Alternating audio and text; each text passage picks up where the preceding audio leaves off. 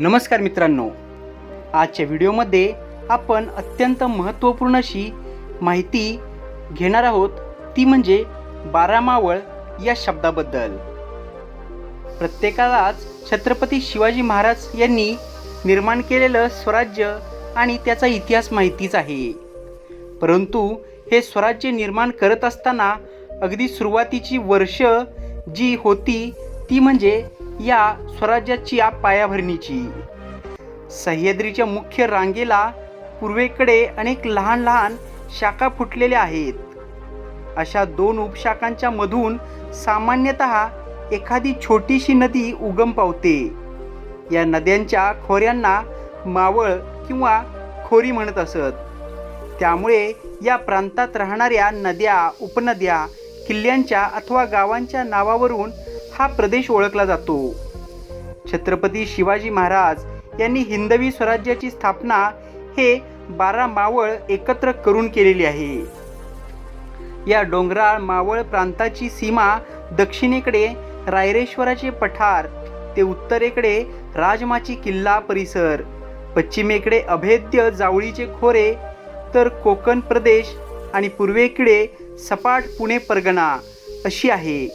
या भूप्रदेशात राहणाऱ्या लोकांना मावळे म्हणले जात. या मावळांनी सुभानमंगळ लढाई, प्रतापगड रणसंग्राम, सुरतेची लूट, पावनखिंड रणसंग्राम, शाहिस्ते खानावरील छापा अशा अनेक इतिहासात प्रसिद्ध प्रसंगात पराक्रम गाजवलेला आपल्याला इतिहासात पाहायला मिळतो. अशा या लढाऊ भागाची भौगोलिक माहिती आपण या व्हिडिओमध्ये घेणार आहोत. त्यातील सर्वात पहिलं मावळ खोरं आहे ते म्हणजे रोहिड खोरं. रोहिड खोरे हे नीरा नदीच्या खोऱ्याच्या काही भागात वसलेलं आहे. त्यात एकूण 42 गावं आहेत. तर रोहिडा किल्ला हे या खोऱ्याचं मुख्य ठिकाण आहे. या खोऱ्यातील देशमुखी ही खोपडे आणि जेधे या 2 घराण्यात विभागलेली होती. कान्होजी जेधे यांच्याकडे भोर तरफ भागाची देशमुखी होती, तर उतरोळी तरफ भागाची देशमुखी ही खोपडे घराण्याकडे होती. अशा रोहिडे खोऱ्याच्या 2 तरफ झाल्या होत्या. कान्होजी जेधेंची राजनिष्ठा अभंग असल्याचा प्रत्यय अफजल खान वध प्रसंगी आलेला आपल्याला पाहायला मिळतो. अनेक देशमुख खानाला जाऊन मिळत असताना कान्होजींनी शिवरायांना भक्कम पाठिंबा दिला. शिवरायांच्या दरबारात पहिलं पान म्हणजेच कोणतीही मोहीम आली तर पहिली पत्र ही जेधेंना पाठवली जायची. कारण कान्होजी जेधे यांनी स्वराज्यासाठी आपल्या देशमुखीवरती पाणी सोडण्याचं काम केलेलं होतं. दुसरा आहे हिरडस मावळ. हिरडोशी या गावावरून या मावळाला हिरडस मावळ असं म्हटलं जातं. या मावळात एकूण 53 गावं होती. त्यातील काही गावं ही नीरा नदीच्या खोऱ्यात येत. हिरडस मावळची देशमुखी ही बांदल घराण्याकडे होती. यातील 53 गावापैकी फक्त शिंद या गावच्या नावामागे कसबा ही उपाधी होती, तर इतर गावांच्या मागं मौजा ही उपाधी लावलेली असायची. त्यावरून शिंद हे त्या मावळाचे मुख्य ठिकाण होतं हे लक्षात येतं. ही सर्व गावं सध्याच्या पुणे जिल्ह्याच्या भोर तालुक्यात मोडतात. त्यानंतर तिसरं आहे वेळवंड खोरं. हे खोरं वसलं आहे ते वेळवंडी नदीच्या खोऱ्यामध्ये. एकूण 33 गावं या खोऱ्यात आहेत. वेळवंडी नदी गुंजन मावळात उगम पावते आणि पुढे वेळवंड खोऱ्यातून वाहत जाऊन रोहिड्या खोऱ्यातील नीरा नदीत जाऊन मिळते. हरनस, पसुरे, करंदी कांबरे, तळे मशिवली, लव्हेरी, जोगवडी आदी ऐतिहासिक गावे या खोऱ्यात येतात. त्यातील हरनस हे खोऱ्याचं मुख्य केंद्र होतं. तर या मावळची देशमुखी होती सरदार बाबाजी धुमाळ यांच्याकडे. डोहर यांना आढळराव असा किताब होता. त्यानंतर चौथा आहे गुंजन मावळ. हे मावळ गुंजवणी नदीच्या खोऱ्यात वसलेलं आहे. गुंजवणी नदी याच मावळात उगम पावते आणि पुढे नीरा नदीत जाऊन मिळते. जवळपास 81 गावं या खोऱ्यात येतात. खोऱ्याच्या उत्तरेस कानद खोरं, ईशान्येस खेडबारे, पूर्वेस शिवगंगा, आग्नेयेस वेळवंड, तर दक्षिणेस हिरडस मावळ आहे. नैऋत्य व पश्चिमेस कोकण आणि वायव्येस मोसे खोरे आहे. गुंजन मावळातील गावापैकी काही गावे सध्याच्या भोर तालुक्यात येतात आणि काही गावे ही वेल्हा तालुक्यात येतात. या मावळातील मुख्य गाव म्हणजे आंबवणे. स्वराज्याची पहिली राजधानी राजगड ही देखील याच खोऱ्यात येते. इथली देशमुखी होती सिलिंबकर घराण्याकडे. ते शिवाजी महाराजांच्या स्वराज्याच्या उपक्रमात पहिल्यापासून सहभागी होते. महाराजांच्या खास घरोब्यातील देशमुख म्हणून त्यांना ओळखलं जायचं. मराठेशाहीच्या अखेरपर्यंत या घरातील पुरुषांनी कर्तव्य गाजवलेलं आहे. त्यानंतर 5वं खोरं आहे कानद खोरं. हे मावळ कानंदी नदीच्या खोऱ्यात वसलेलं आहे.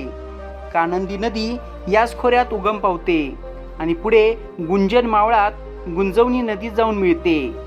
या मावळाचं मुख्य ठिकाण म्हणजे कानद.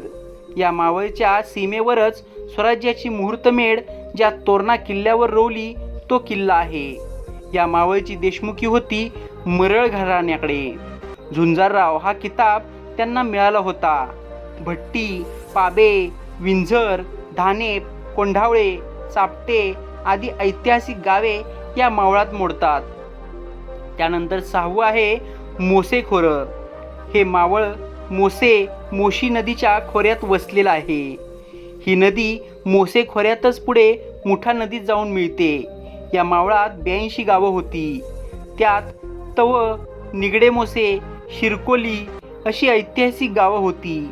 या भागात कुंभा, कावळ्यादेव आदी घाट देखील आहेत. मोसे बुद्रुक हे या मावळचं मुख्य ठिकाण. इथली देशमुखी होती पासलकर घराण्याकडे. यशवंतराव हा त्यांचा किताब होता. बाजी पासलकर हे अत्यंत मोठं घराणं आणि नाव हे याच खोऱ्यातील आहे. मुठा खोरं. 7वं मुठा खोरं हे मुठा नदीच्या उगमापासून काही अंतरावरच्या खोऱ्यात वसलेलं आहे. पुढे ही नदी मोसे खोऱ्यातून व कर्यातून मावळातून वाहत जाते आणि पुणे परगण्याच्या हवेली तर्फेतील मुळा नदीत जाऊन मिळते. आंदगाव, मुठा अशी एकूण 19 गावं या मावळात आहेत. या मावळात एकही किल्ला नाही. मारणे घराण्याकडे इथली देशमुखी होती. त्यांना गंभीरराव असा खिताब होता. मारणे घराण्याने देखील स्वराज्यासाठी खूप मोठी कार्य केलेलं आहे. हे मावळ.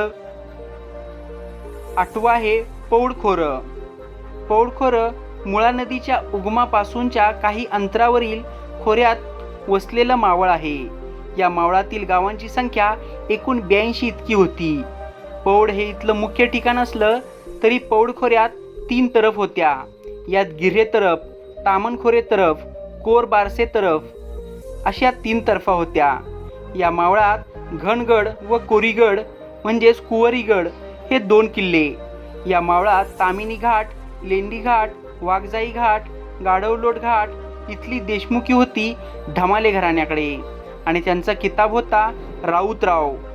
त्यानंतर 9वं आहे पवन मावळ. हे मावळ पवना नदीच्या खोऱ्यात वसलेलं आहे. ही नदी पुढे मुळा आणि भीमा नदीलाच जाऊन मिळते. या मावळामध्ये एकूण 80 गावं होती. या मावळात बेबड, ओवळ, शिंदगाव आदी ऐतिहासिक गावे होती. पवन मावळाच्या 2 तर्फा आहेत. त्यापैकी शिंदे तर्फेची देशमुखी शिंदेकडे होती.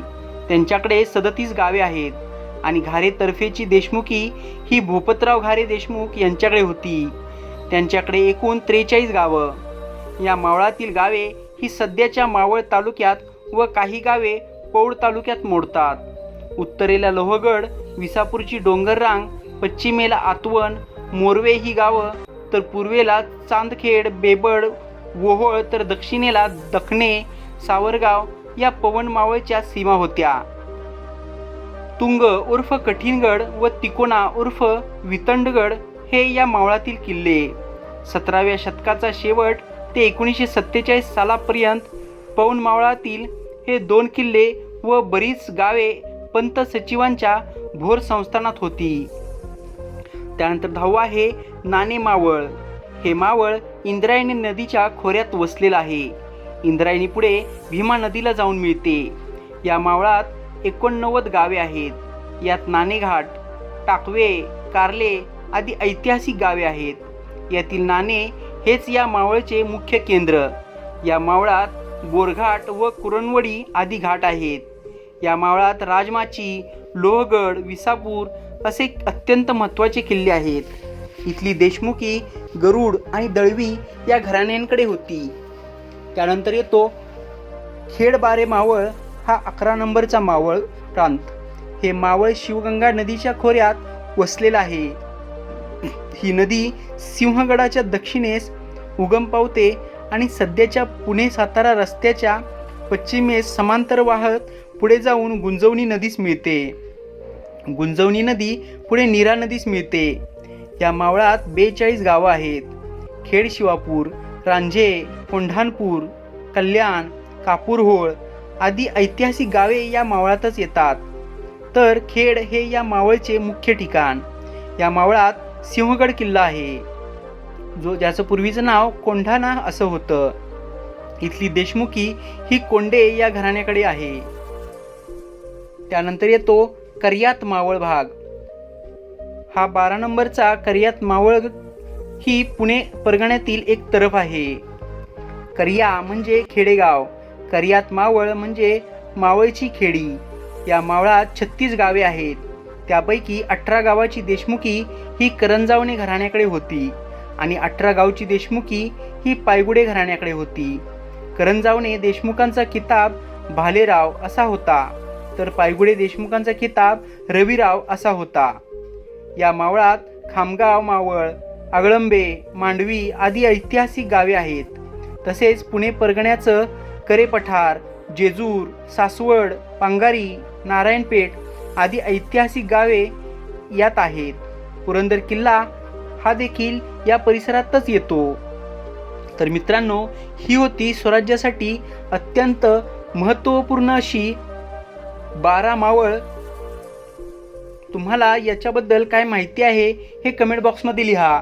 सोबतच व्हिडिओ आवडला असेल तर लाईक करा, शेअर करा व आपल्या मराठी यूट्यूब चॅनलला सबस्क्राईब करायचं बिलकुलच विसरू नका. लवकरच भेटू पुन्हा एकदा नवीन इंटरेस्टिंग आणि इन्फॉर्मेटिव्ह व्हिडिओसोबत. तोपर्यंत जय हिंद, जय महाराष्ट्र, जय जिजाऊ, जय शिवराय.